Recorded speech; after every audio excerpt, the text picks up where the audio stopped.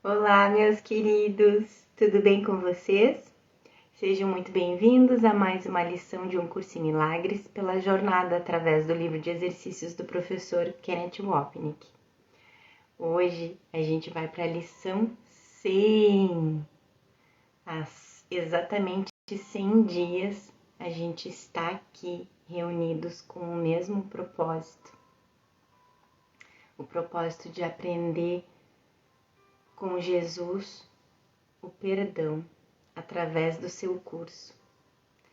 Então hoje a gente não vai fazer um evento, mas quem sabe um marco para a gente colocar como intenção hoje para Jesus nos auxiliar a gente, vamos dizer assim, acelerar o nosso processo de experienciar, vivenciar na mente o que é o perdão verdadeiro. Então, você que está chegando agora aqui no canal, meu nome é Ana Morari, eu sou terapeuta e estudante de Um Curso em Milagres e eu estou aqui todos os dias para a gente fazer uma lição por dia juntos. Sou tão estudante quanto vocês, então sejam bem-vindos. Peço que se inscrevam no canal, acione o sininho das notificações para você ser avisado a cada lição que chega no YouTube, que é diariamente. Se Deus quiser, e como esse propósito é do Espírito Santo, e esses encontros que acontecem aqui é um propósito compartilhado, eu sei que tudo vai dar certo para que a gente termine essas 365 lições direitinho, uma por dia.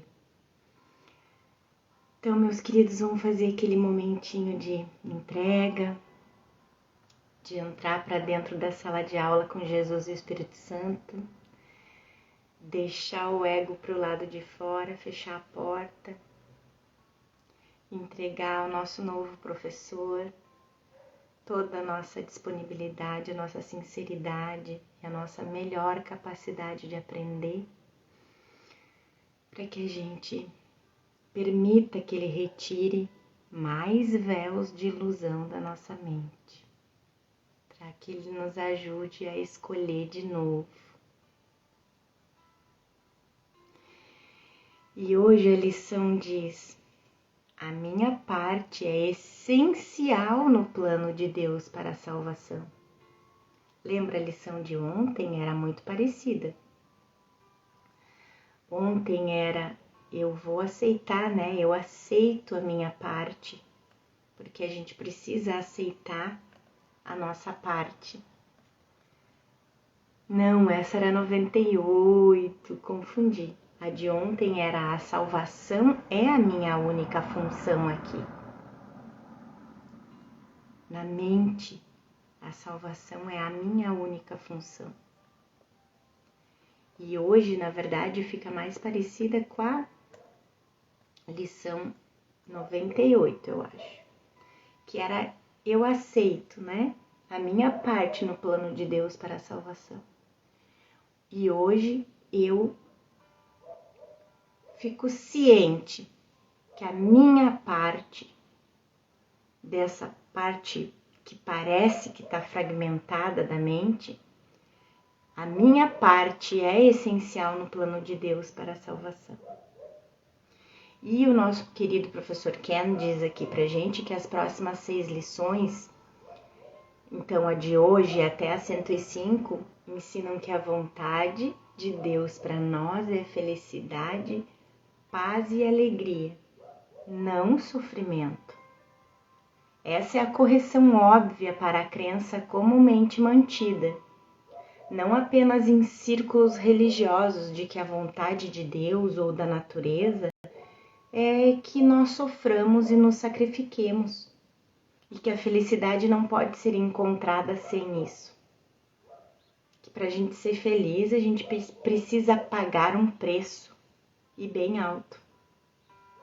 Da mesma forma que o Filho de Deus completa o seu Pai, a tua parte completa o plano do teu Pai. Isso não significa que até eu perdoar, todos sofrem.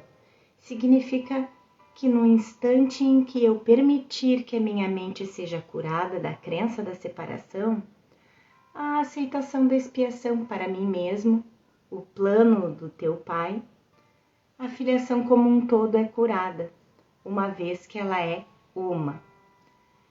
Então, na verdade, isso também significa o perdão, né, gente? No instante que a gente permitir que a nossa mente seja curada da crença da separação. Então, que a gente perdoe a nossa crença na separação. Eu acredito muito que esse é o cerne do perdão. Porque a gente perdoando que a gente acredita que se separou, então todas essas formas de perdão que parece que a gente precisa fazer aqui no mundo perdem o significado. Mas isso ainda é algo que a gente precisa experienciar no instante santo.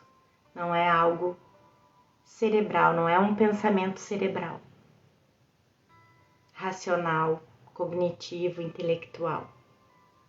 A gente precisa sentir, experienciar. Então, a gente ficar perdoando o irmão, perdoando a gente mesmo por coisas aqui no mundo, quem sabe é um jeito da gente conseguir chegar nesse perdão verdadeiro que a gente precisa fazer. E enquanto a gente ainda não sabe como chegar lá, esse é o treino, imagino eu. Mas na verdade, a gente está dando passinho de formiguinha. Porque se a gente realmente perdoar a crença na separação, todos os outros, esses perdõezinhos aqui, de perdoar a gente mesmo e o irmão por coisas aqui no mundo, perde o significado. Não sei se vocês concordam comigo nisso. Deixa até nos comentários para mim o que vocês pensam sobre o perdão. Desde ontem eu tô encasquetada com o perdão, lembra? Desde a lição 99. Isso também é algo para cutucar vocês, meus irmãos aí do outro lado.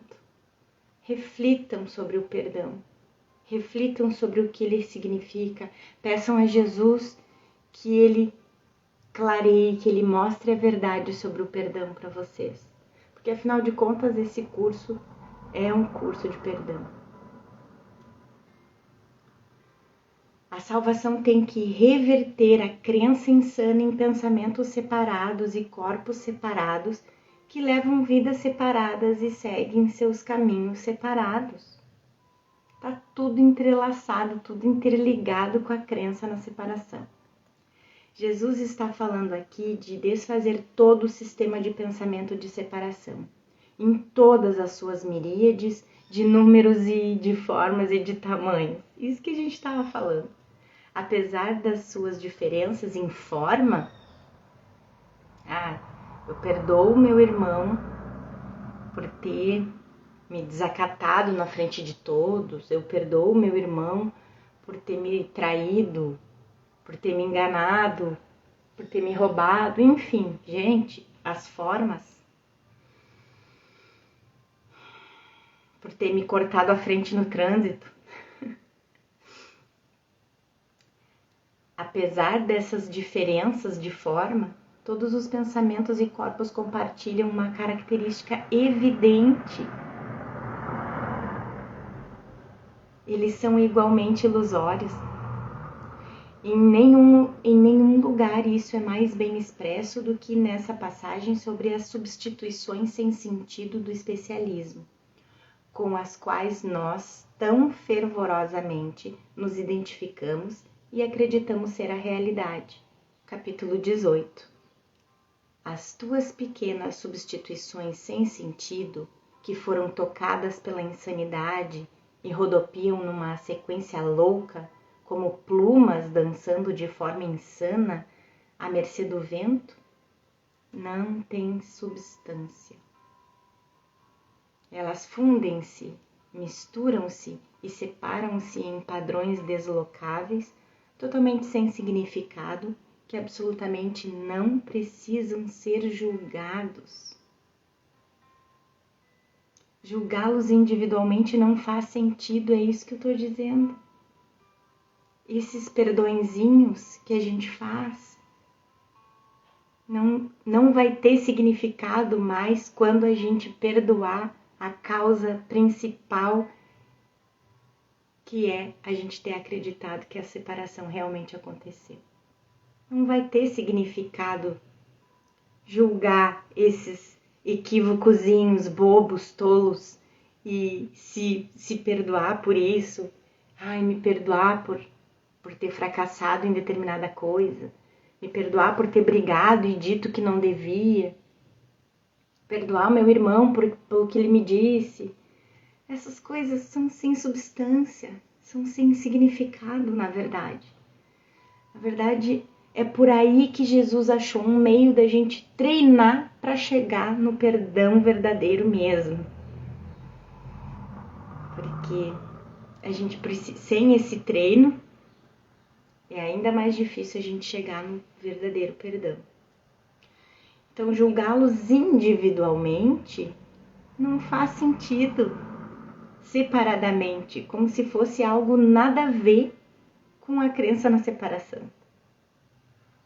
Suas diminutas diferenças em forma não são diferenças reais em absoluto.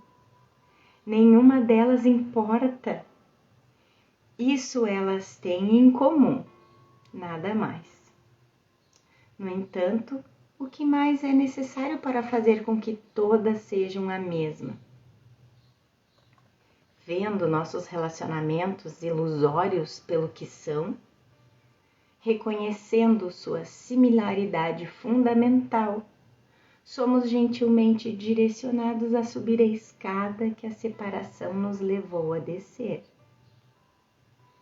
Como outra passagem afirma, capítulo 18, o Espírito Santo te toma gentilmente pela mão e retraça contigo a tua louca jornada para fora de ti mesmo, conduzindo-te com gentileza de volta à verdade e à segurança dentro de ti.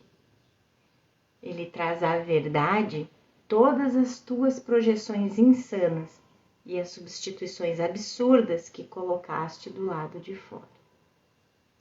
Assim ele reverte o curso da insanidade e te restitui a razão.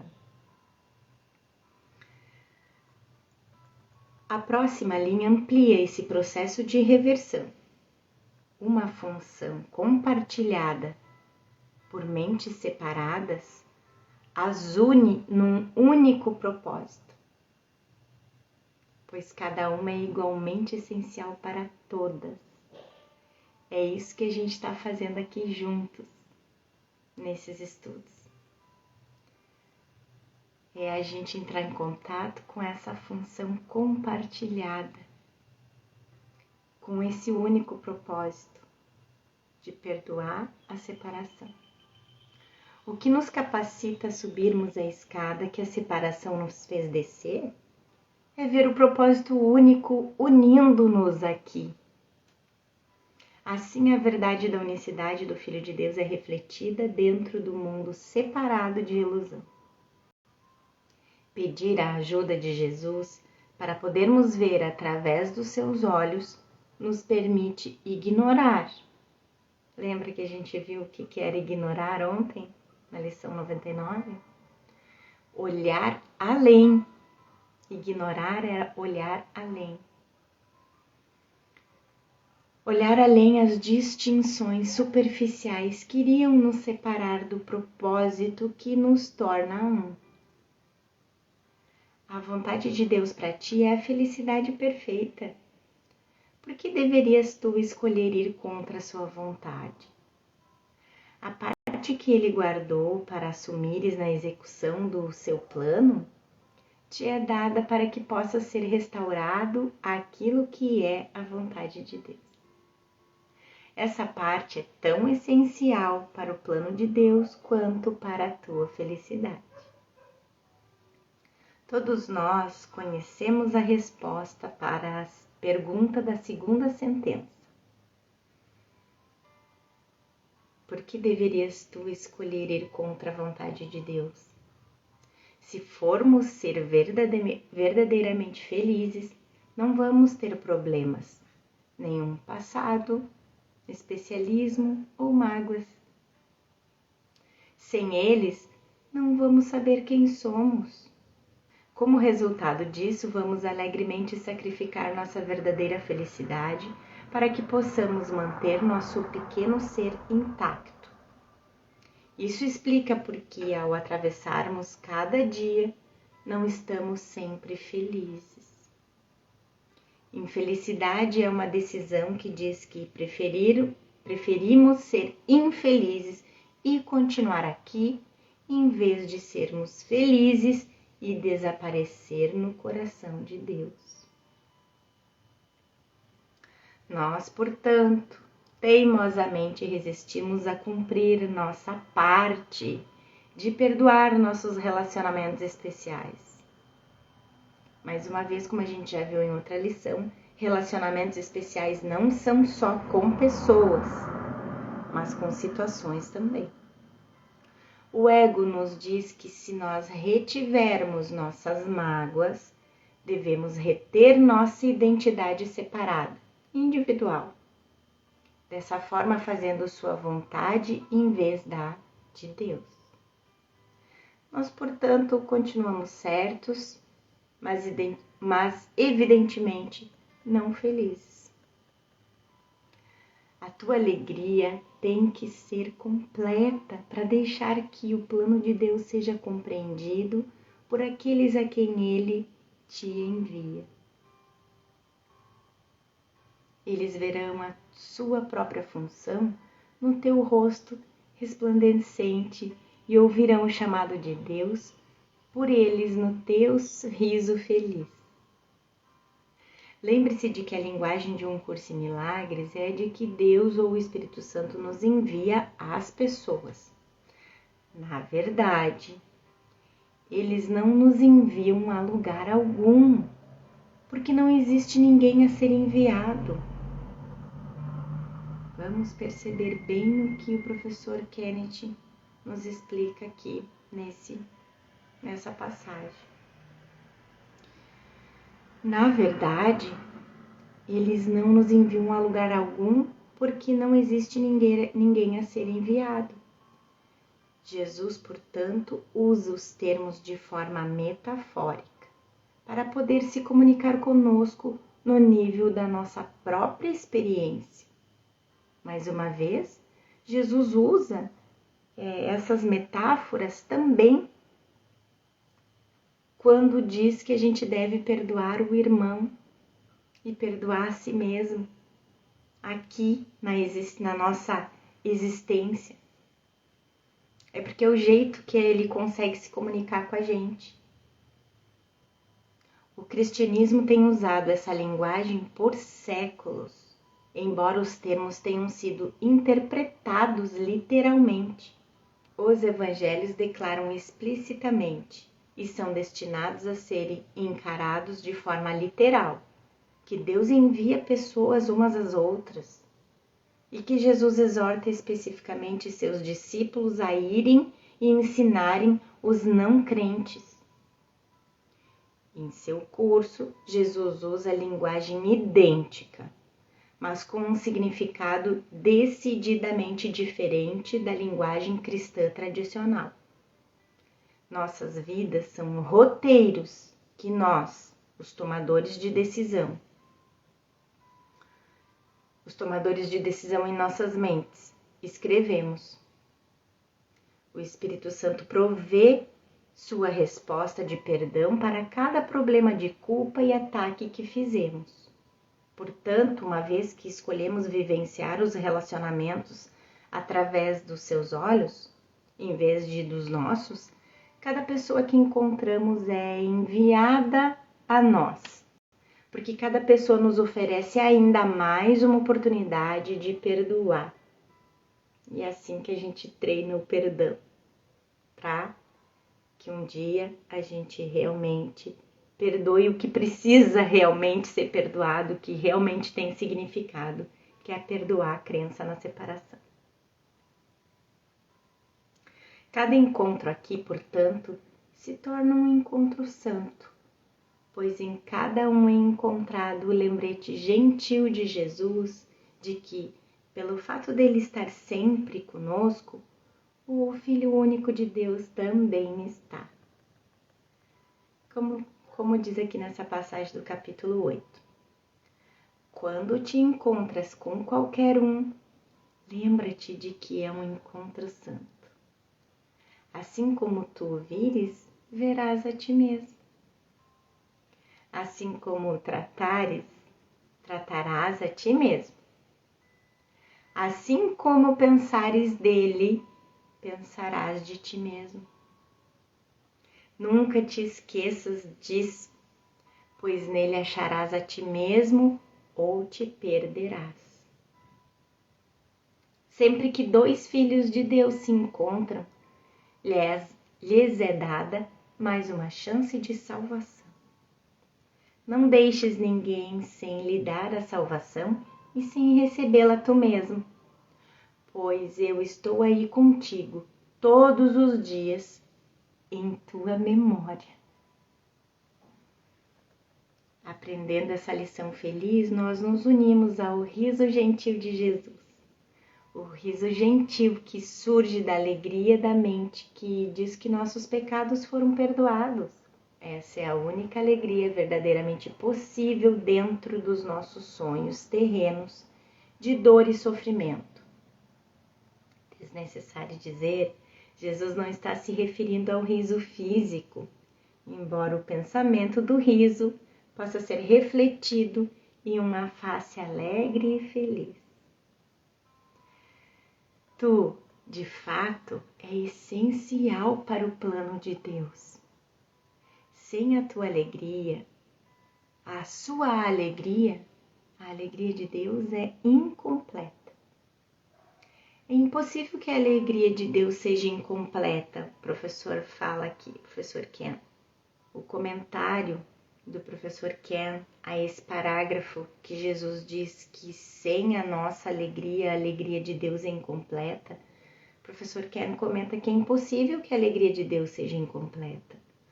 Nós estamos mais uma vez na terra da metáfora, simbolizando o amor e a alegria do céu, transmitida em formas que podemos aceitar e compreender. Não deixe a linguagem da dualidade comprometer a não dualidade da perfeita verdade de Deus. A unicidade e completeza de Deus nunca pode se tornar separada e incompleta. Sem teu sorriso, o mundo não pode ser salvo. Enquanto estás triste, a luz que o próprio Deus designou como meio para salvar o mundo fica fraca e sem brilho. E ninguém ri porque todo riso só pode ecoar o teu. É porque sem o nosso sorriso, quando a gente está triste, a gente continua escolhendo errado. É porque a gente continua escolhendo o ego. É por isso. Porque Deus só escolhe alegria para o seu filho. E se a gente não está alegre, é porque a gente deve ter escolhido errado. Riso aqui tem a ver com desfazer a miséria de acreditar que você é separado de Deus e, portanto, merece ser punido. Jesus está descrevendo a alegria de saber que você foi perdoado. Não importando o que você acredite ter feito aos outros, a si mesmo ou a Deus, isso não teve efeito sobre a realidade. A fonte da culpa é a crença em que nosso pecado afetou a realidade. Toda tristeza vem de acreditar nessa ilusão. E toda alegria vem de aceitar sua irrealidade. Além disso, essa passagem esclarece para nós mais uma vez a natureza totalmente inclusiva da salvação. Um filho é todos os filhos. Um sorriso é todos os sorrisos. Uma luz é todas as luzes. E a verdade da unicidade é absoluta e universal. Tu, de fato, és essencial para o plano de Deus. Da mesma forma que a tua luz aumenta todas as luzes que brilham no céu, a tua alegria na terra chama todas as mentes para que deixem as suas tristezas e tomem os seus lugares ao teu lado no plano de Deus. Os mensageiros de Deus são alegres e sua alegria cura o pesar e o desespero. Eles são a prova de que a felicidade perfeita é a vontade de Deus para todos aqueles que aceitarão como suas as dádivas do seu Pai. O tema da unicidade retorna, e nunca com frequência excessiva, pois nós precisamos de lembretes constantes para nos ajudarem a desaprender nossa crença fortemente mantida na realidade da separação e nos interesses separados. A aceitação desses lembretes é a fonte da nossa alegria. Nós estávamos errados e Jesus certo. Além disso, nossa aceitação é a de todos, mesmo que nossa escolha permaneça inconsciente.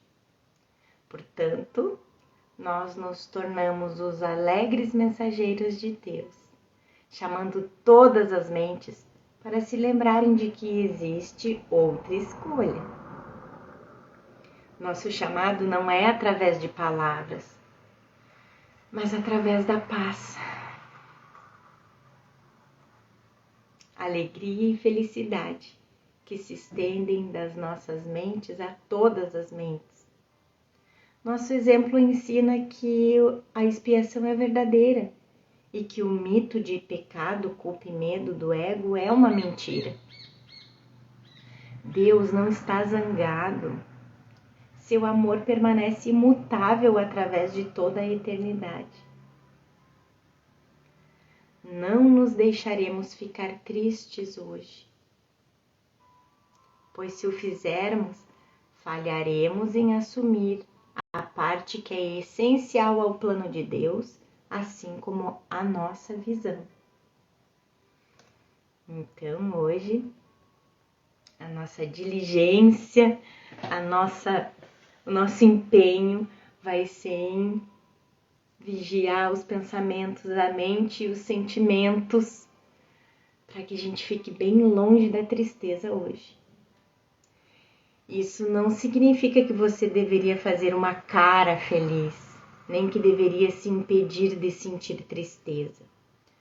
No entanto, quando você realmente se sentir triste, saiba que isso vem do pensamento de tristeza na sua mente, nascido de termos escolhido o ego em vez de Deus. Então, peça ajuda a Jesus para mudar sua mente, para que você possa fazer sua parte no plano de Deus para salvar seu filho do sofrimento e da dor.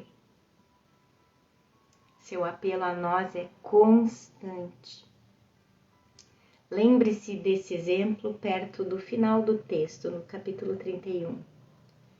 Escolhe outra vez se queres tomar o teu lugar entre os salvadores do mundo, ou se queres permanecer no inferno e lá manter os teus irmãos. Nossa decisão de sermos tristes é uma decisão de mantermos a nós mesmos e a filiação longe da salvação e no inferno. Portanto, nós negamos a visão que encontra alegria no riso gentil, que sorri suavemente diante do pensamento de que o Filho de Deus jamais poderia ser triste. Para enfatizar esse ponto, Jesus não está dizendo que deveríamos literalmente sorrir o dia todo. Em vez disso, ele está nos ensinando a sermos atentos à tristeza. Orai e vigiai. ficarmos atentos, devemos ser atentos à tristeza que vem quando não sorrimos. Dessa forma, nós nos tornamos livres para pedir ajuda ao pensamento de felicidade em nossas mentes. A tristeza é o sinal de que tu queres desempenhar outro papel em lugar daquele que te foi designado por Deus. Assim, fale em mostrar ao mundo como é grande a felicidade que é a sua vontade para ti. E assim não reconheces que ela é tua. A parte do ego é provar que Deus está errado. A parte do Espírito Santo é provar que ele está certo. A tristeza demonstra que nosso ego venceu. A felicidade que ele perdeu. Negando aos nossos irmãos os frutos da nossa felicidade, negamos os mesmos frutos a nós mesmos. Hoje, procuraremos compreender que a alegria é nossa função aqui. Se estás triste, a tua parte não é cumprida e assim o mundo todo fica privado da alegria junto contigo. Se você identificar sua mente com o perdão, quando estiver triste, saberá que é porque se agarrou a uma mágoa, acreditando que ela é a salvação. Você, dessa forma, está novamente dizendo a Jesus que ele está errado e você está certo. Uma paráfrase da lição 5 se aplica aqui.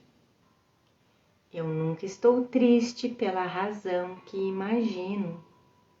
Minha tristeza nunca vem de circunstâncias além de mim, quer seja no meu corpo ou no dos outros, mas da decisão da minha mente de atacar em vez de perdoar, de seguir o ego em vez do Espírito Santo. É por isso que a salvação é simples.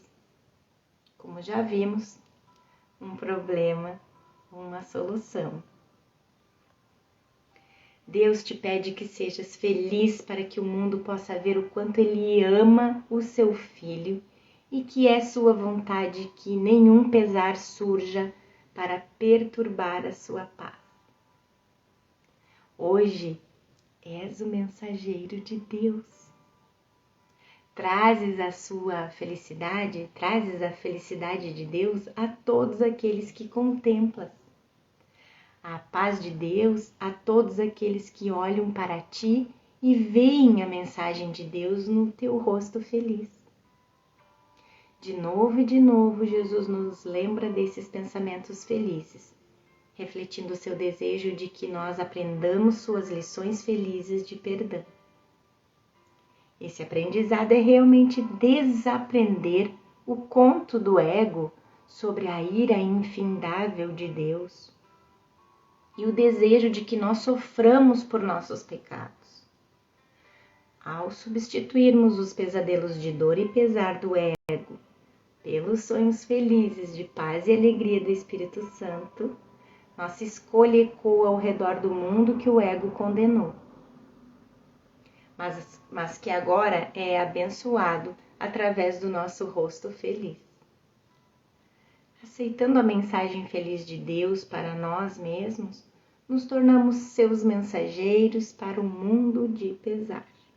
Vamos nos preparar para isso hoje, durante os nossos períodos de prática de 5 minutos, sentindo a felicidade surgir em nós de acordo com a vontade de nosso Pai e a nossa. Começa os exercícios com o pensamento que a ideia de hoje contém. Então reconhece que a tua parte é ser feliz. Apenas isso é pedido a ti ou a qualquer um que queira assumir o próprio lugar entre os mensageiros de Deus. Pensa sobre o que isso significa. Tu, de fato, tens errado por acreditares que te é pedido qualquer sacrifício.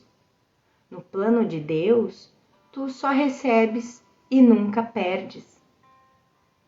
Nem te sacrificas, nem morres. Esse tema será reiterado nas lições que virão. O ego nos ensina que o sacrifício é pedido a nós por um Deus que diz que podemos ser felizes apenas quando fizermos um trato com Ele, que resulta em nossa dor, sofrimento e perda. Em nossas vidas diárias, essa barganha ontológica emerge num fragmento sombrio que diz que eu não posso ser feliz a menos que dê a você algo que você quer, porque se não o fizer, você não vai me dar o que eu quero. Para o ego, portanto, o sacrifício é o meio de encontrar felicidade através do princípio dos relacionamentos especiais de dar para receber. A salvação, no entanto, ensina que dar e receber são o mesmo, um processo de amor no qual ninguém perde e todos ganham. Devemos voltar a esse tema feliz em lições posteriores. Agora vamos tentar achar aquela alegria que prova a nós e ao mundo toda a vontade de Deus para nós. É a tua função achá-la aqui e achá-la agora. Para isso tu vieste.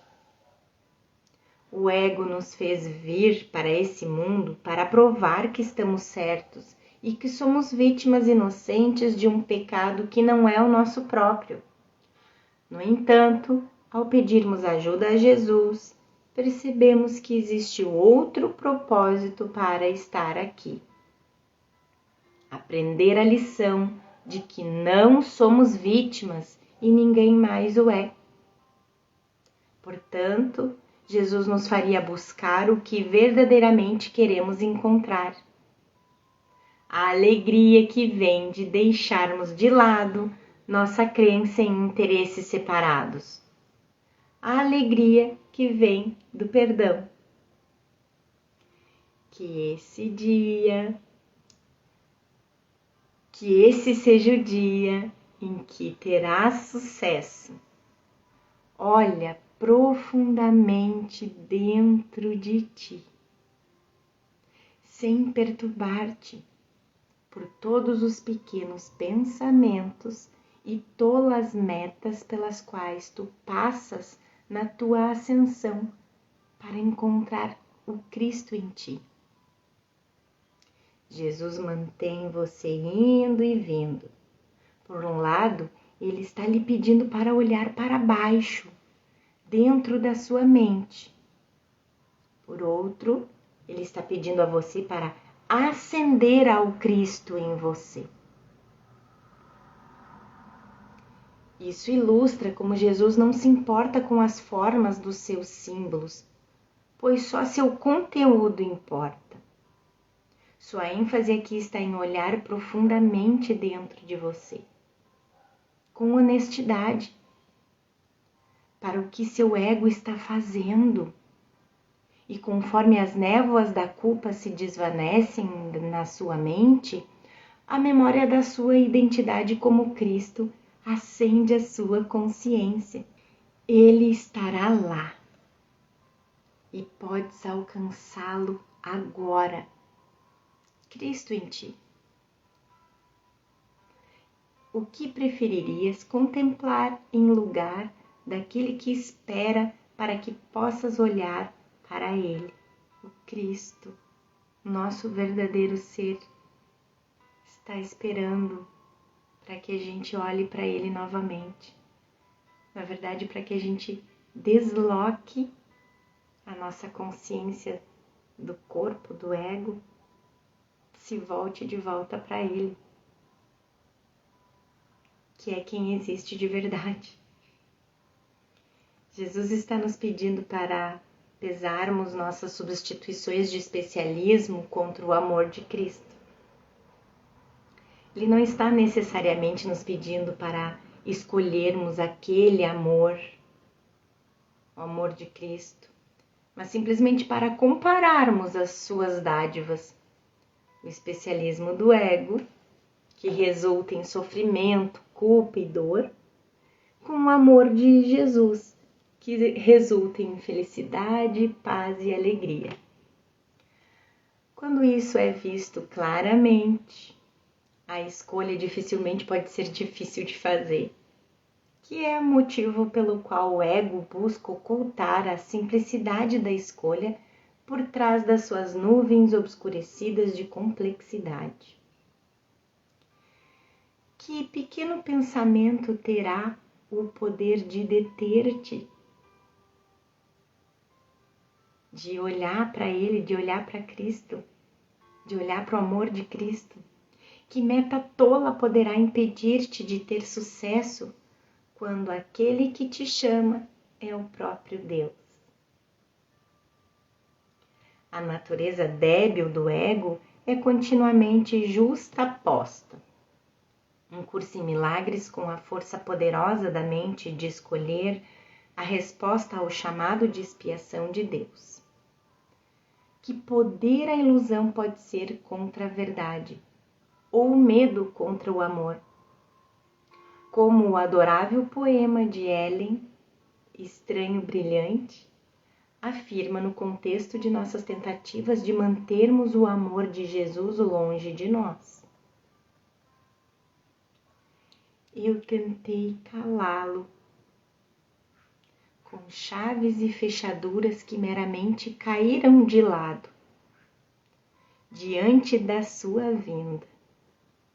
Eu não poderia escapar da gentileza com a qual ele olhou para mim. A força aparente do ego vem da nossa crença nele, nascida do desejo. A força aparente do ego vem da nossa crença nele. A gente escolheu acreditar nele. Nascida do desejo de sermos separados da nossa fonte. A verdadeira força, no entanto, reside no poder de decisão. Uma vez que nossas mentes estão convencidas da escolha equivocada, a força do ego se desvanece na sua própria nulidade, conforme nós nos unimos à verdade do próprio Deus.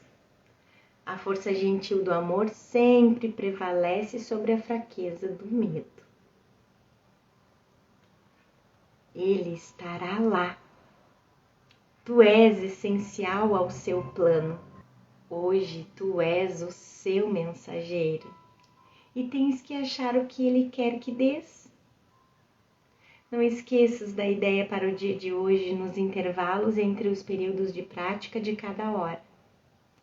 É o teu ser que te chama hoje. É a ele que respondes toda vez que disseres a ti mesmo que és essencial ao plano de Deus para a salvação do mundo.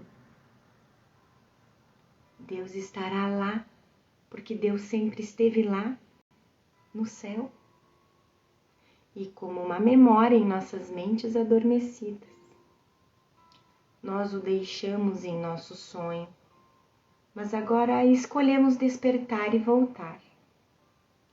Não mais escolhendo ser um estranho para o nosso ser. O perdão é o meio apontado para esse retorno. Mais uma vez o perdão. Pois ele desfaz o equívoco que nunca foi feito, devolvendo-nos ao ser que nunca deixamos. Por que iríamos não escolher ouvir seu chamado? Por que iríamos não escolher nos lembrar do nosso ser? Por que iríamos não fazer nossa parte no plano de Deus para a salvação? Meus queridos, finalizamos a lição 100 de hoje com esse propósito, estabelecendo essa meta da gente lembrar do plano de Deus para nós, que é o plano de Deus para a salvação, que é a alegria, a felicidade, a paz, que é a gente voltar a nossa consciência que foi deslocada do nosso ser de volta para o nosso verdadeiro ser. Ele espera que a gente desloque novamente a nossa consciência para ele. Ele nos espera, ele nos aguarda. E a gente só precisa, mais vezes que a gente puder, se lembrar disso o tempo todo hoje. A cada momentinho que a gente lembrar que o nosso ser está nos chamando. Bom treino, boa prática para vocês e a gente se vê amanhã. Tchau, tchau.